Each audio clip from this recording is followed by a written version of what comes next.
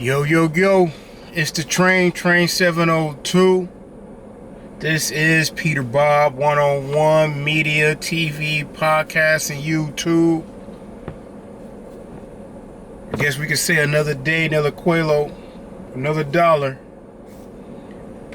Just want to holler at my folks, man. It's been a lot of politics going on these days.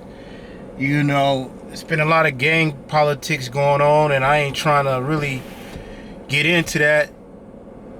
You know, once again, if you know me, man, you know me, man. I'm not really that you know, I'm not a gang member. I'm not a gang banger.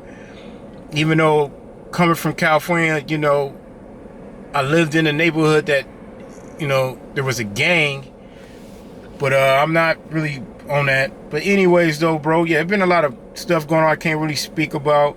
But I would like to speak about, like, just the economy and just the world today and how things going. I'm out here, man, in Vegas and shit, man. You know, the gas prices is going down a little bit. You know, I've been realizing a lot of black folks are getting employed. You know, they're getting a lot of employment going on as I'm out here moving around and shit, in and out, doing my thug thizzle.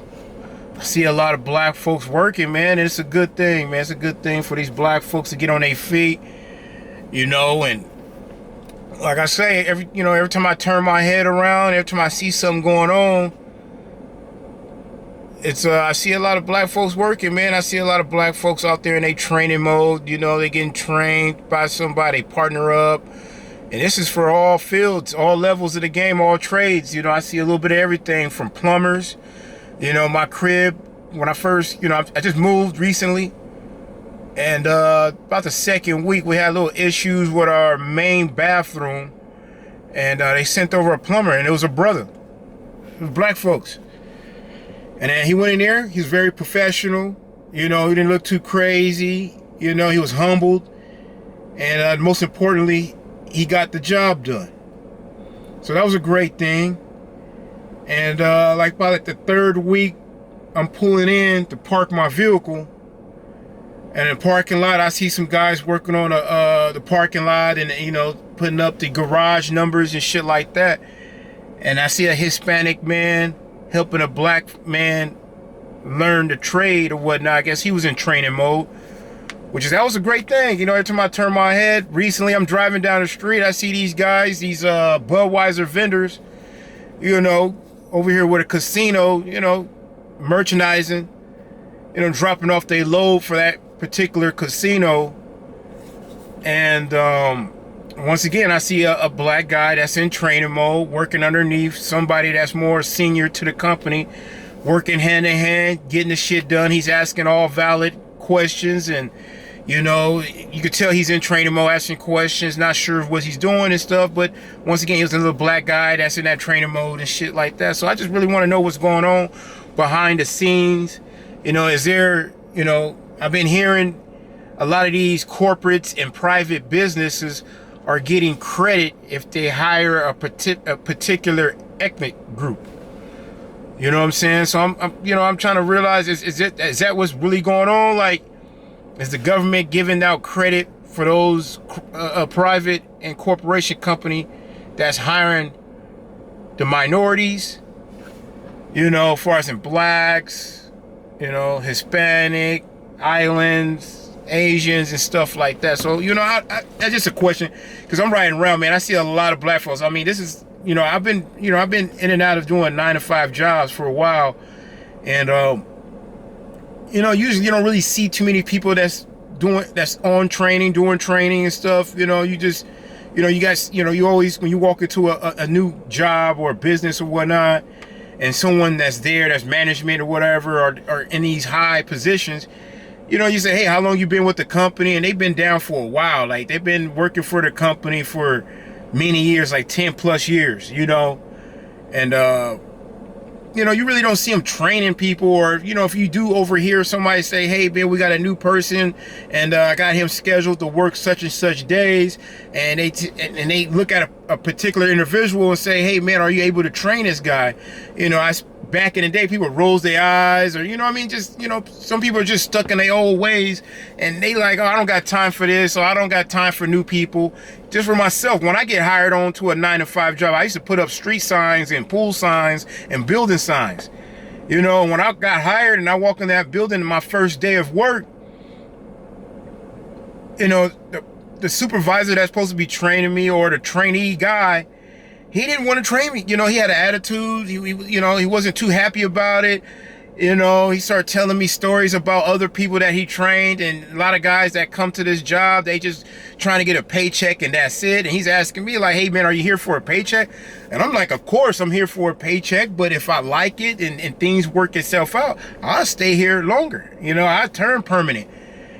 But, you know, once again, it's just getting in that door. Like the jobs tell you, hey, man, you got like a, you know, 60-day probation period. We got to see if you show up on time every day, perform, and able to do the job as they ask. You know, but then they look at you like, hey, you need to stay here. You need to go through this. You need a job to maintain your bills and all the fancy shit you got. And I'm like, I really don't need a job. You know, I had a job, and while I was working, I had a job that I really liked. And I was working every day, putting in my work. And eventually, you know, you start having, you know, you get good credit, you start financing cars, you move into a better home, you know, you're doing your thing, you got money in your savings account, you saving up money, you taking trips, you know, you taking your family out, you know, Christmas time, you know, you got gifts under the tree, and Christmas times, you know, holidays come around, you know, I didn't, you know, I wasn't, you know, I'm not shy of spending money. You know, when we got like a special event or the homies get together and we having a gathering, I don't mind putting up some money and splurging and stuff like that, you know. But you know, it's an issue with, you know, when you're around certain folks and you have these gatherings, you know what I'm saying? Everybody get together, you know, you want to, you know, somebody scream out, oh, I'm hungry, what we gonna do about this food situation? I'm like, it's whatever. We can go Little Caesars, we can do Papa John's. You know what I'm saying? We could do some Roberto's out here in Las Vegas. We got this Mexican restaurant called Roberto's. And man, they got some bomb-ass carne asada fries. And they got some bomb-ass carne asada burritos. You know, back in the day, my roommate put me on. I used to stay up in Reno for like a year and a half. And I came back down here to Vegas. I had a good homie of mine that he let me stay with him till I get on my feet. And we used to go to the gym like 3 times a week, maybe 4. And right after the gym, we'll go to Roberto's and get this carne asada burrito. And that shit was bomb. That shit was off the hook. You know, that was like some kind of protein to feed your muscles and shit, you know. And ever since then, I've been hooked on it. So yeah, you know, when we have our outings, you know what I'm saying? I'm chilling with Mom, Dukes, and, you know, my broski, my brothers and shit, and, you know, my cousins, my nephew, we all get together. And it's only right, you know, we get some food on the table. It's only right we sip on something. It's only right we smoke and puff pass, you know what I'm saying? So, but throughout time, sometimes, bro, you realize, man, you know, I have my ups and downs, and when I'm on my down, and I come around still, you know, just because I don't have no money, or I'm a between jobs, or, shit, man, you know, sometimes the bills kick your ass, you know, as far as in credit cards, rent, light bill, cable bill, the internet, and then you gotta, you know, treat your kids too. You know, sometimes my money ain't too good, you know. But I realize, well, if I'm not there and I'm not putting something on the table, you know, you realize, you look around, you know, these people, you know, I don't know how to, you know, friends, colleagues, whatever you want to call them. It's like motherfuckers are stingy with their money.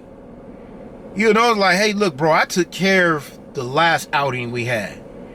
Can I get that back in return? You know, so basically what I'm saying is, like, even though they're your friends, best friends, close friends, family friends, and even family members, close people like your immediate brothers and sisters, and then your immediate nephews and cousins and all that, sometimes, you know, when you providing the party and you providing everything for the party, everything's good, everything is all laugh. Sometimes they next to you, they by your side.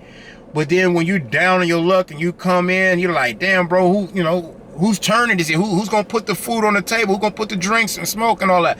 You realize there's a lot of stingy motherfuckers out here, bro. Motherfuckers don't want to bust a grape. You know, they act like they broke and they don't got no money. But these are the same individuals that got money. They got shit popping.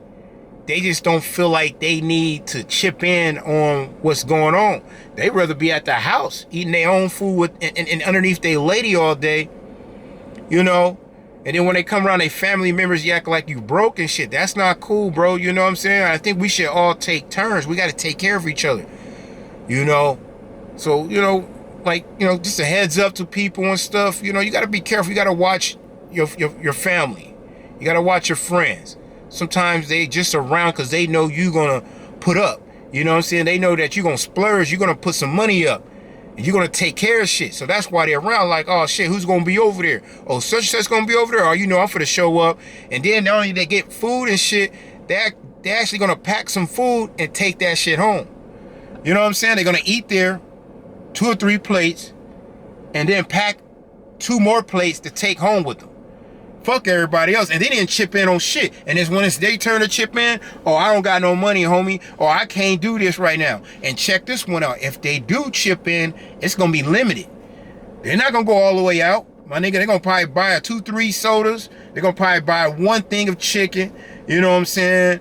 They you know, they might get the Choco, but then somebody else got to get the lighting fluid. You know what I'm saying? They're not going to, if they buy some weed, they're going to probably buy like a little dime sack, a couple blunts. And if they buy some drinks, they probably buy them individual tall cans, like 1 or 2. You feel me? But once again, you at the liquor store with homie and shit, and the motherfucker pull out a pocket full of money. But when it's time to, you know, provide for your family and friends, and I'm not talking about all the time, bro. At the end of the day, you're not doing this all the time. It's just your turn. It's your turn to chip in. It's your turn to provide for the party. And guess what? That shit's limited. Motherfuckers hesitant. They give you attitude. It's like it's an issue asking them for something. You know, $1, $2, they might give it to you. And it might be a little attitude on that. But if you ask them, hey man, put up for the party and shit, throw a party, let's do something big, motherfuckers get real stingy. So be careful, man. That shit, you know, like I said, it's a lot of bullshit going on. But once again, back to the little politics, you know. I'm glad out here in Las Vegas, a lot of black folks are getting jobs, they training, and you know, they're some reason these corporates and these private companies are hiring black folks.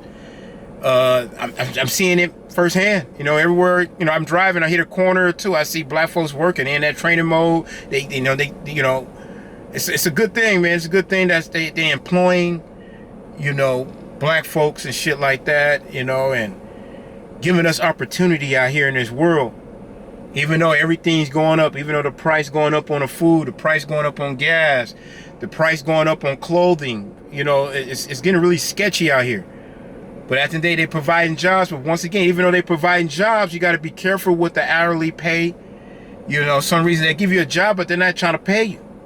You know, they give you full time, but the pay ain't there, bro. So if you go part-time, you know, it's not even worth your time going there for 20 hours, 30 hours a week with that shitty ass pay.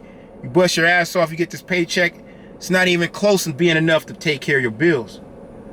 So, you know, once again, you know, United States of America need to get this shit together. But I understand United States as we stand. So I'm in Nevada, and I'm hoping Nevada can come up with a plan, man, and help us out.